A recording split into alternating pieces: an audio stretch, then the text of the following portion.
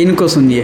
میرے اچھے کرم نوٹ کر رہا ہے کہ نہیں. مجھے تو ہمیشہ سے ہی یہ بات بیوقوفی کی لگی کہ اللہ یہاں بیٹھے ہوئے ہیں اور ہر ایک کو دیکھ رہے ہیں اور ہر ایک کے بارے میں نوٹ کر رہے ہیں کہ اس نے کیا کیا. اس نے بہت ہی بصیرت، مطلب ان کو فرصتی کہاں ہوگی. دیکھیں نصیر الدین شاہ صاحب، جہاں تک غالب کو سمجھنے کی بات ہے تو اس میں بڑے انٹلیکچوئل ہیں، ویسے کوئی ایتھیسٹ انٹلیکچوئل ہوتا نہیں.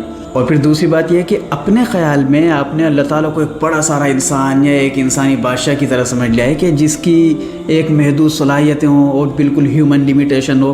اب مجھے خود بتائیے، یہ بالکل بچکانہ بات ہے. اگر اللہ تعالیٰ کی بھی وہی ہیومن لمیٹیشن ہوگی، اس کی بھی وہی محدود صلاحیتیں ہوں گی، تو وہ خدا کیسا؟ وہ خدائی کے لائق ہے؟ یہ انسان کی کمزوری ہے کہ وہ ایک ٹائم میں ایک ہی کام کر سکتا ہے. جہاں تک گاڈ کا تعلق ہے، خدا کا تعلق ہے، وہ لامحدود اور لامتناہی ہوتا ہے. آپ چیٹ جی پی ٹی کی مثال لے لیجیے، آرٹیفیشل انٹیلیجنس سے ایک ٹائم میں 1000 آدمی اگر ایک جگہ بیٹھ کر الگ الگ سوال کریں تو کچھ ہی سیکنڈوں کے اندر سب کے الگ الگ جواب دے گا. اب آپ بتائیے، ایک انسان کی بنائی ہوئی چیز وہ 1000 انسانوں کو 1000 الگ الگ جواب دے رہی ہے.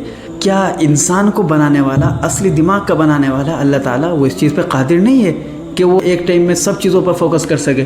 اور ایک دوسری بات یہ ہے کہ آپ نے جو کہا ہے اللہ تعالیٰ بڑے مصروف رہتے ہوں گے، بڑے بیزی رہتے ہوں گے.